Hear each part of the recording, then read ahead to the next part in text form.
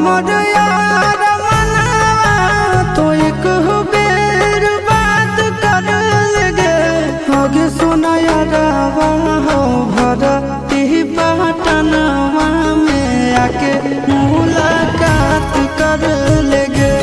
आगे सुना यारवा हो भरती पटनवा में आके मुलाकात कर लगे आगे चली जाइबौ छोड़ी के दुनिया